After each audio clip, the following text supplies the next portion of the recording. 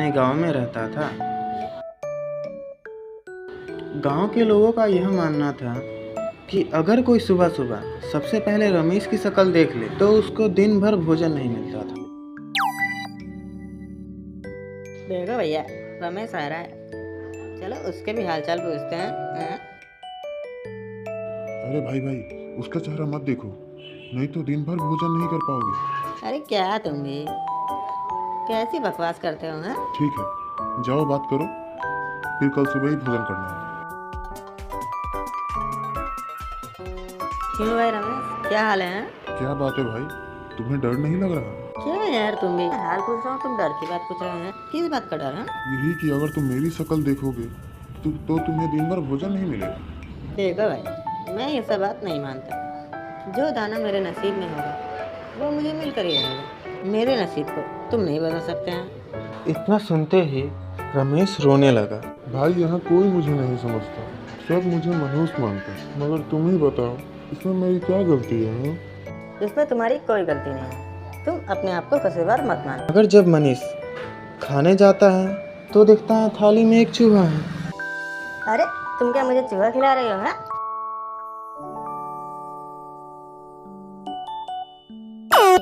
मैंने तो चावल ही निकाला था, पता नहीं चूहा कहाँ से आ गया। इसी तरह जब दोपहर को मनीष की पत्नी उसके लिए खाना निकालती है तब खाना नीचे गिर जाता है। इसी तरह कोई ना कोई घटना घटती रहती है और मनीष को दिन भर खाना नहीं मिलता।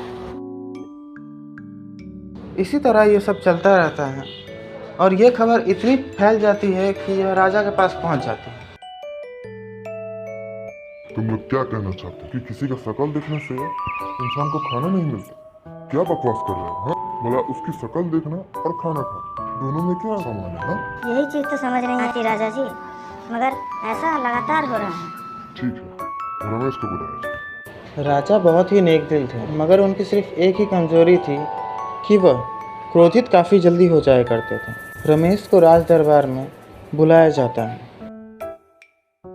रमेश, ये हम क्या सुन रहे हैं? हाँ, कि तुम्हारी शक्ल देखने से किसी को दिन भर भोजन नहीं मिलता? जी महाराज, आपने सही सुना है, मगर मैं भी ये नहीं जानता कि क्यों और कैसे होता है। इसमें मेरी कोई गलती नहीं है। ठीक है, अगर तुम ऐसा कहते हो तो हम स्वयं इसकी जांच पड़ताल करेंगे। कल सुबह मेरे उठते ही रमेश को मेरे कमरे में भेजा गया। हम खुद सबसे पहले रमेश की शक्ल देखेंगे, उसके बाद देखते हैं क्या होता है। सुबह सुबह रमेश को महाराज के कमरे में भेज दिया जाता है। राजा सबसे पहले रमेश की शक्ल देखते हैं, उसके बाद अपने बिस्तर से नीचे उतरकर जाने लगते हैं। तभी उनके पेट में तेज दर्द होने लगता है। ये हमारे पेट में अचानक से दर्द कैसे होने लग गया? राजा की तबीयत खराब होने की वजह से राजवैद्य को बुलाया जाता है।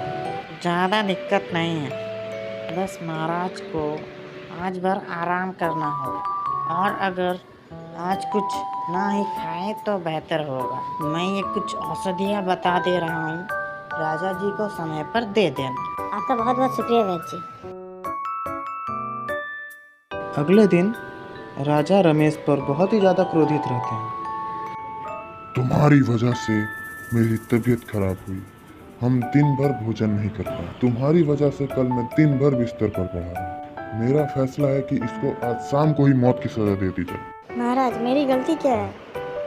महाराज, रमेश गिड़गिड़ाता रहता है, मगर राजा अपने क्रोध में उसकी कोई बात नहीं सुनते। रमेश को कारागार में बंद कर दिया गया।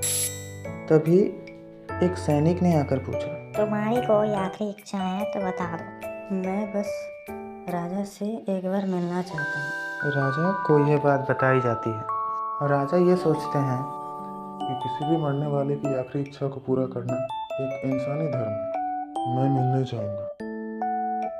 कहो, क्या कहना चाहते हो?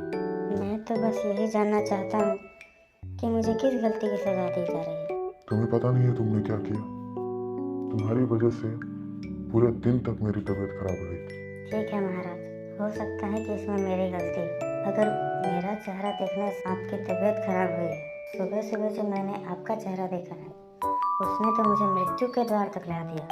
ये बात सुनते ही राजा चौंक जाते और काफ़ी सोच विचार में पड़ जाते हैं। तुम्हारा तरीका सही रहा, मुझे मेरी गलती का एहसास दिलाने का। हमें समझ आ गया कि हम क्रोध में तुम्हारे साथ नाइंसाफी करने वाले थे।